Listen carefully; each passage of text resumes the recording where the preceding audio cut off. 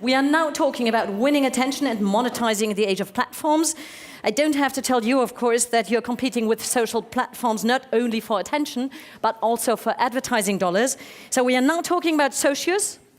Socius offers a unique social ad platform for publishers to capture the best content from social media and monetize it on their own properties. So Daniel Butler now has spent a decade as an interactive designer and art director for global lifestyle brands prior to co-founding Socius in Berlin in the fall 2013. Is he already here? Daniel Butler, CEO, where are you? There, great. So, CEO and co-founder of Socius. We are very interested now how he tells us how to leverage the USP by bringing social assets into context. So, good to have you here. After 18 minutes, I show the duck. Okay.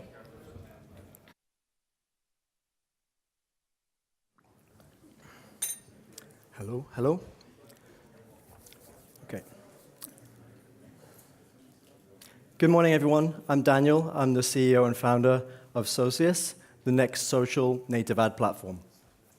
So, I'm here to talk about monetization strategies, but in preparing this presentation, we came across an interesting revelation with the challenges all publishers are facing. So I'd like to start with something a little bit different.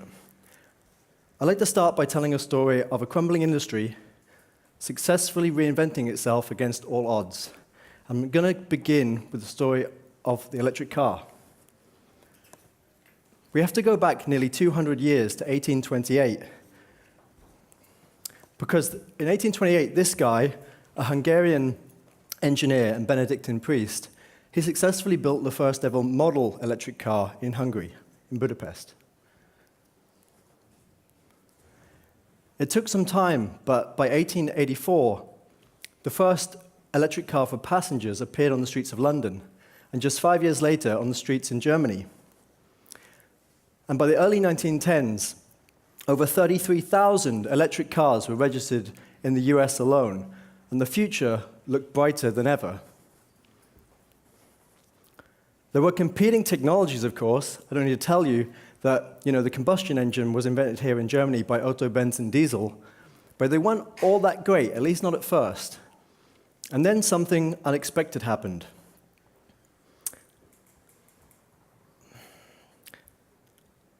A young entrepreneur by the name of Henry Ford started working on his first ever non-electric car.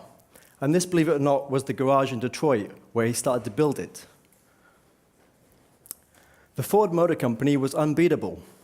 Their Model T was extremely cheap and was very easy to drive.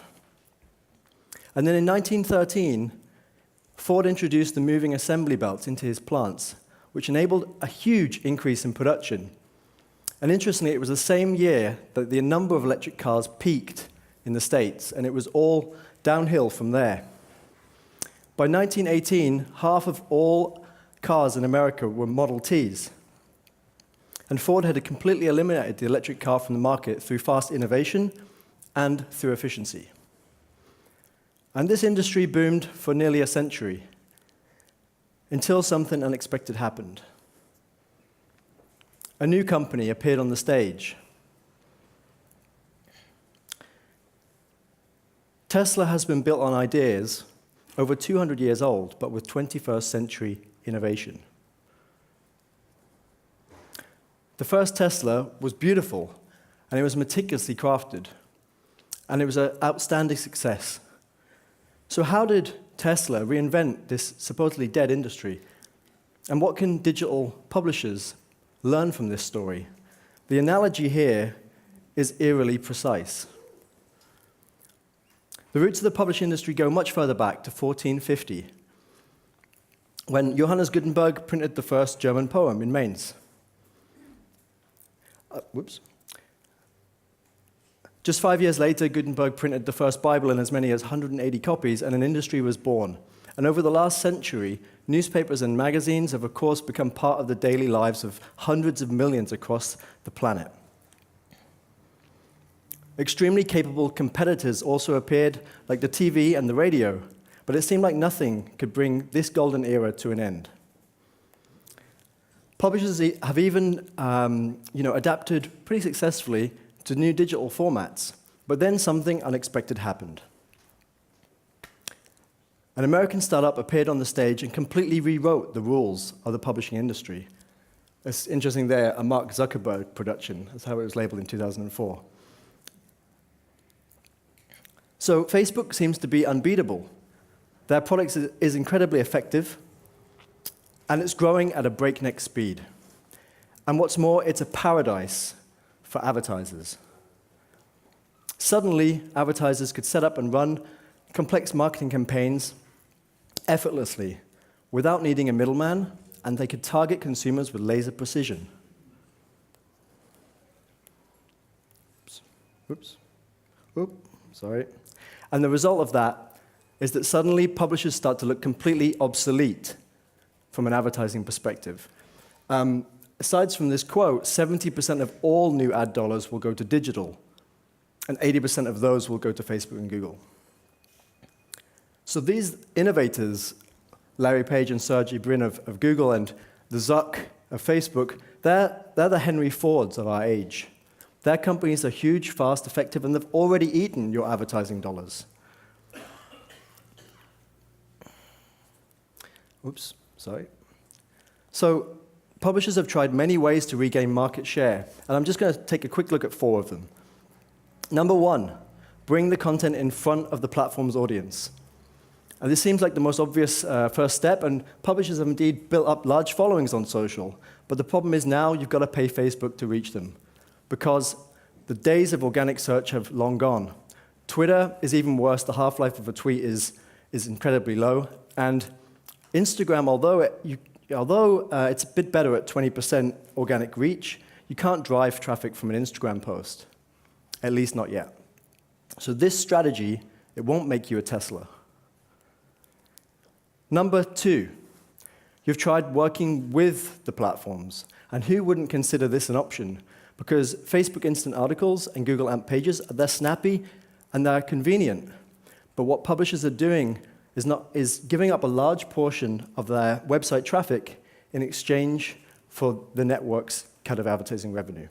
So they're not only giving up control over distribution, they're suddenly giving up control of monetization as well.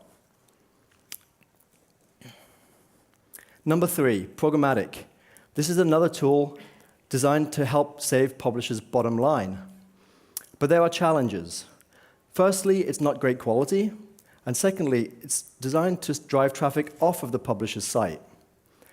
This might have been okay when we were all browsing the internet from desktop computers, but with the age of mobile, the user journey rarely will bring the reader back. And we have extremely short attention spans. According to a Microsoft study, it's officially lower than goldfish at around 8 seconds. So you're paying, but effectively getting paid for people to lose attention. For what? For $1? Does that make sense? Well, we know that publishers have been looking more deeply at the value of advertising, and some of them have started opening up their own in-house studios, and they're now the proud owners of these. So congratulations to those of you that have those.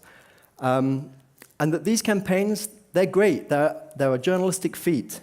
This is an example of the Wall Street Journal's in-house studio for Netflix. And they perform a lot better than a standard banner ad. The one on the left is just a worthless waste of pixels, and the one on the right, it demands attention from the user, from the reader. But the problem is that these are expensive, with low margins, and they're only available to a small percentage of advertisers that can afford them. So how can publishers become a Tesla? This is what made Tesla great. This is the innovation that brought back the electric car, the battery. Tesla started to use small commodity batteries used in laptops and other devices. It's cheaper to produce, and it's lighter than larger cells. It then repackaged them beautifully. So what can publishers, in publishing, the fuel is your content. So what content is a commodity? User-generated content. User-generated content is abundant in social. And the great thing with it is it's more trusted than other media, it's more memorable than other media, and it's more influential than other media. And this isn't really something new. When I worked on the global rebrand of Adidas, the aesthetic changed drastically from highly composed professional imagery to out-of-focus, gritty, raw energy. And this was directly inspired by what resonates with consumers on social, which is UGC, user-generated content. And you've seen this across the board with advertisers running countless number of user-generated campaigns.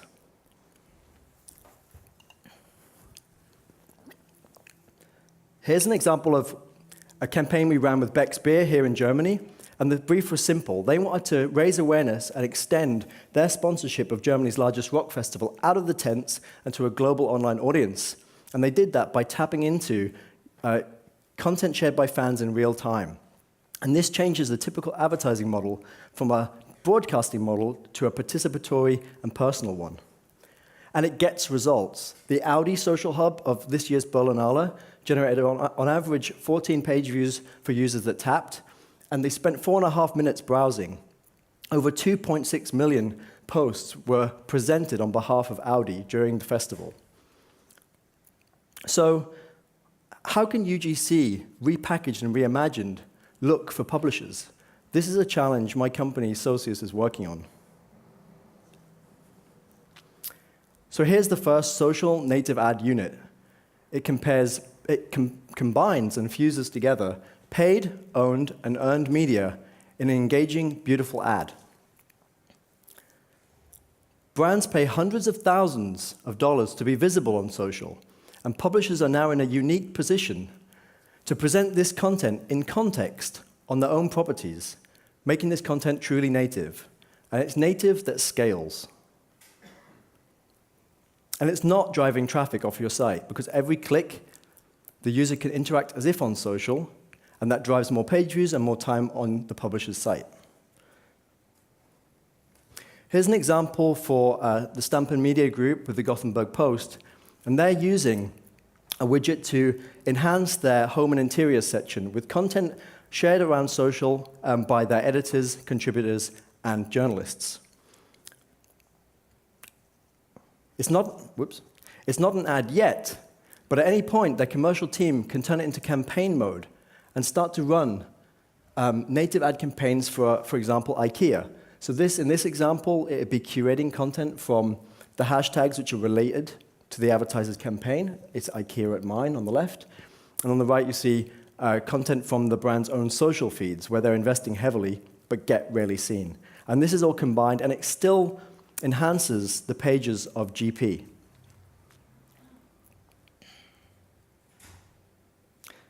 So how to win attention and monetize in the age of platforms? We've picked 3 key areas. Number 1, you can think about repackaging your own social content, your own social assets. In this example, CNN would be using content which is already existing in social, and we're pulling out content tagged around food, and then displaying that on related food sections of CNN. You can also start, just like GP, you can start to repackage greater content from the wider social web around related hashtags, and bring this back onto your pages to start to increase time on site and page views with your audience. And lastly, consider using and repackaging an advertiser's own social assets. These 2 examples you see is United Airlines bringing content to the pages of Condé Nast Traveler, and on the right, Elle is supporting Airbnb with this ad. And we're seeing as much as 3% engagement with these units. Compare that to just a regular like Outbrain or content recommendation widget or display ad, and we really feel that we have something special to offer. So who would have thought that 7,000 commodity batteries repackaged and reimagined could reinvent an industry? Publishers don't need to reinvent the wheel. UGC, repackaged and reimagined and monetized, can reinvent your industry as well. Thank you. Thank you very much, Daniel. Any question from your part? Anybody? No, okay. 1 minute left. One question from me. User-generated content. Of course, you said it has to be native. Any further buzzwords to say how does it have to be successful? I mean, it has to be content which the reader loves, right? That's what makes it native. How do you make sure? How do you use data to really experience what users prefer and love? Well, we know through our algorithms we can pick out the great posts which exist on social and then match it to your pages. And obviously, the advertiser as well has a big say in what content they want to display and what content is performing well on their social channels. So it's a combination. Any future plans for the next year? Anything under your hat? Well, we just opened an office in the States. We're based in, we're HQ'd in Oslo, but we've just opened in New York. So we'll be expanding more to US companies now. Okay, so, one question. Yeah, I paid him for rising questions. So. No, it's on. It might be on. In the world of fake news and fake social posts, have you yet addressed any problems with fake social posts with fake hashtags or something like that? Yeah, I mean, there is a lot of pollution in social, definitely. So it's a challenge that we are addressing through picking out what is good content, definitely. And it's a major challenge that we are working on. Yeah, definitely.